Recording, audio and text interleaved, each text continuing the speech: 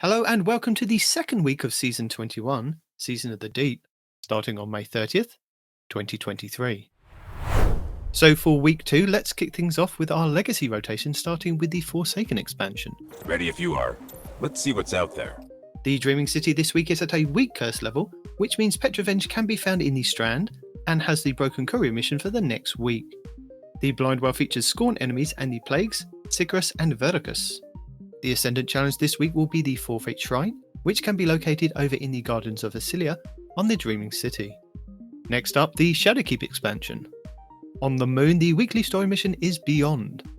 The Trove Guardian and the Wandering Nightmare, the Fallen Council, can both be found in Archer's Line. And the Nightmare hunts this week will be Zydron, Servitude, Tanix, Isolation, and Scolus, Pride. For our Beyond Light expansion, on Europa this week, Credis, the Dark Priestess, will be the Empire Hunt, Eventide Ruins will be the Eclipse Zone, and the Exo Challenge will be Survival. For the 30th anniversary expansion, we have the loot rotation for Dares of Eternity, which will be on week 2's rotation, with the Scatterhorn armor set and the Perfectus armor set being available.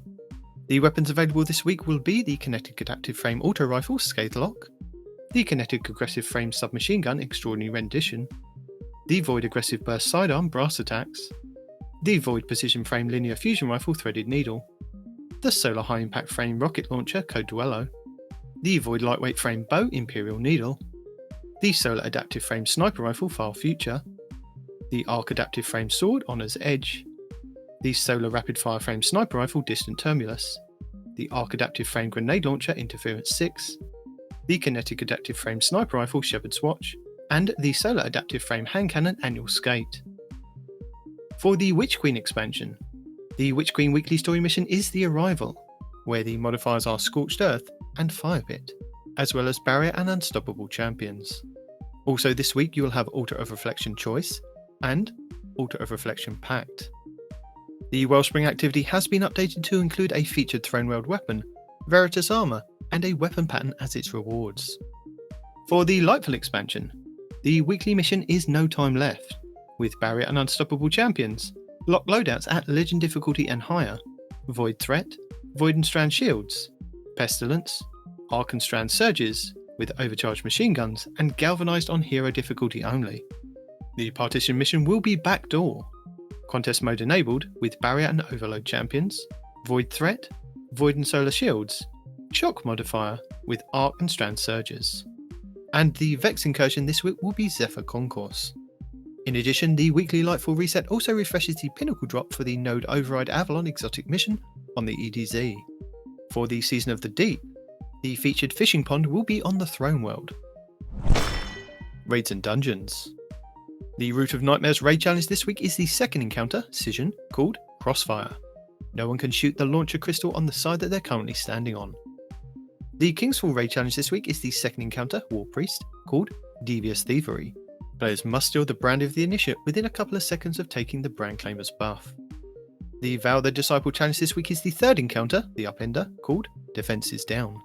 This is where each player cannot kill more than one Taken Knight in total. The Vault of Glass challenge this week is the third encounter, Templar, called Out of Its Way, where you must keep the Templar from teleporting. The Deepstone Crypt challenge this week is the first encounter, Crypt Security, called Red Rover. This is where all Guardians must be an operator and shoot the 2 panels on the lower levels.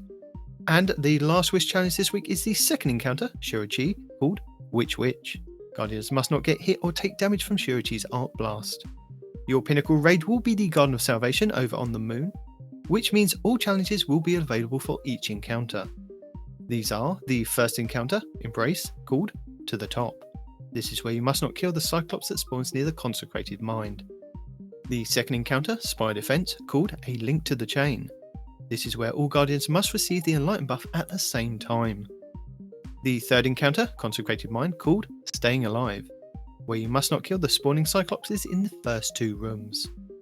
And the fourth encounter, Sanctified Mind, called 0 to 100, where you must fully fill each complex with 30 motes within 10 seconds of initially banking the first set of motes. Also, with the Garden of Salvation being the featured raid, this does mean that you might be able to find a team to guide you through the final part of the Divine Fragment quest and raid puzzles to collect the exotic trace rifle Divinity. And the Pinnacle dungeon for the first time will be the Spire of the Watcher on the Throne World. Next up, challenges.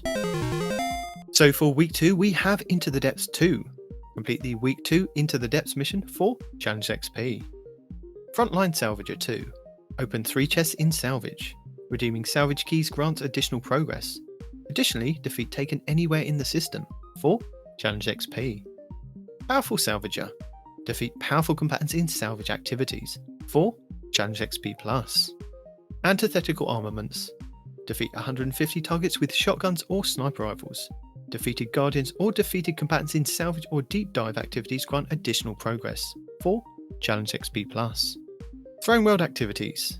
In the Throne World, complete bounties and earn progress by completing patrols, public events and looting lost sectors for Challenge XP+ and Bright Dust. Lost in Legend. Complete a lost sector on Legend or higher for Challenge XP+ and Bright Dust. Flourish of Power. Defeat guardians in the Mayhem playlist with super abilities for Challenge XP+ and Bright Dust. Primeval Entourage. Defeat 100 taken in Gambit. And bonus progress for defeating tougher combatants for Challenge XP+ and Bright Dust. Taken Decimator. Defeat 200 taken combatants in Vanguard playlists or strikes. And bonus progress for defeating tougher combatants for Challenge XP+ and Bright Dust. And Calibrate Long Range. Calibrate long range weapons. Pulse rifles, bows and trace rifles. Bonus progress is granted for defeating guardians for Challenge XP+ and Bright Dust. Hello! With this being a new season, we have had a legendary lost sector shakeup, meaning we won't know the order of the lost sectors until we have a full rotation. As a reminder, your daily lost sector will show your flag outside, which will give you details of threats, shields, champions and exotic armor you will find inside. But if you're new to the game or using an alternate character and can't find the flag outside, you will have to run through the lost sector normally to have it show up on your map as a legend/master, which you can either do solo or with a fire team, but you will only be able to earn a chance at the exotic drop when completing solo. Lead the way. Our second featured Nightfall will see us face off against Sadir in the Corrupted over on the Dreaming City, where you have a chance to get a Pinnacle engram if you complete the Nightfall with a score of 200k or more. This Nightfall is free to play. You'll be able to earn high-end gear for your characters, including the Nightfall featured weapon, exotic gear, enhancement cores, enhancement prisms, ascendant shards, and adept Nightfall ciphers. The higher the Nightfall difficulty, the more common the drop will be, with the featured weapon and exotic gear being uncommon at hero difficulty to being common with ascendant shards in Grandmasters. Legend and lower Nightfalls will have 3 Overload champions and 6 Unstoppable, with 22 Solar, 30 Void and 15 Arc shields.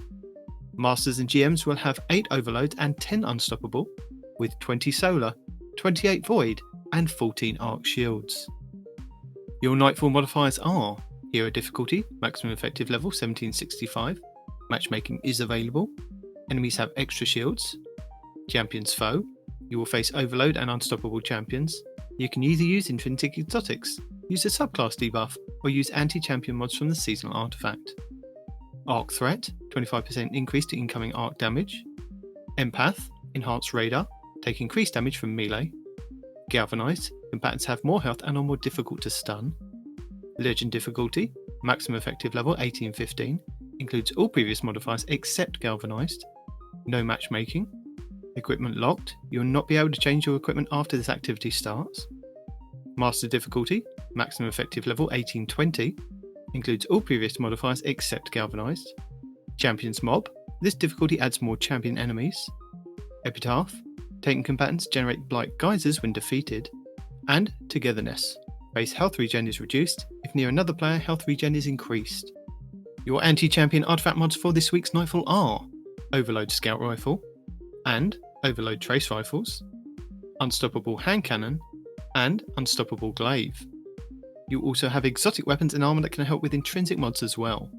For Overload, the Void Energy Bowler Monarch, the Arc Energy Linear Trace Rifle Divinity, the Arc Heavy Machine Gun Thunderlord, and the Warlock Exotic Boots the Secant Filaments, which when you drop an Empowering Rift, any weapon that is fired from inside the world can cause an Overload champion to be stunned.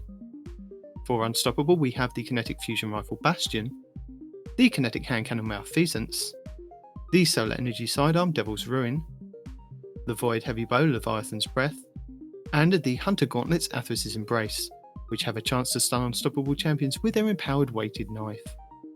And the Grandmaster Nightfalls will return on June 13th. Lord Shaxx brings Mayhem to the Crucible for the second week of the season. Mayhem is where 2 teams of 6 players go head to head in a clash type mode. Abilities and supers charged at an extremely faster rate than usual. Respawns are instant, and power ammo spawns are also much faster than usual. With a time limit of 10 minutes, the first team to get 125 eliminations is the winner. And Zone Control will also be returning this week in the Relentless Crucible playlist. Zone Control is a 6v6 game mode which emphasises team-based gameplay in capturing zones and not kills. Zone Control forces players to collaborate more actively in capturing and defending zones. Capturing zones dramatically takes longer if only one player tries to do it themselves, with it taking 22.5 seconds to capture the point, whereas 2 can capture within 10 seconds. 3 or more players will capture a zone in 7.5 seconds. Beyond that, capturing a zone will net the team 1 point per capture, and holding onto that point will reward 2 points every 15 seconds per zone, making it essential to lock down the areas rather than float between them carelessly. The first team to 125 points wins. And Valus Forge returns to the tower for the first time this season, bringing with him the Iron Banner. This is a week-long free-to-play Crucible event, which means there will be no Trials of Osiris at the weekend. Power level is disabled, which means you can go into Iron Banner with whatever weapons and armour you would like. Iron Banner also brings with it challenges and a seal to become an Iron Lord. Each day for 4 days for each character from Tuesday reset, Lord Saladin will give you the opportunity to receive a Pinnacle reward. You can either play each day and collect each Pinnacle, or you can wait until the Friday reset to play all the games you need and receive all 4 in one go. From 3 for your first Pinnacle up to 18 games in total for all 4 Pinnacles. As a reminder, the Pinnacle rewards will give you +5 to your power level if you are below the power cap of 1800.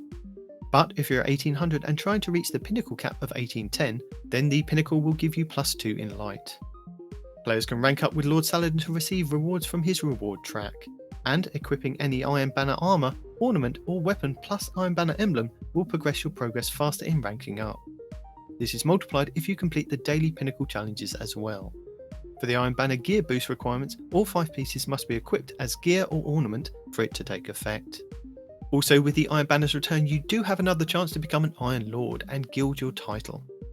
The triumphs for this are Jolder's Victory, win matches in the Iron Banner playlist across all events and seasons.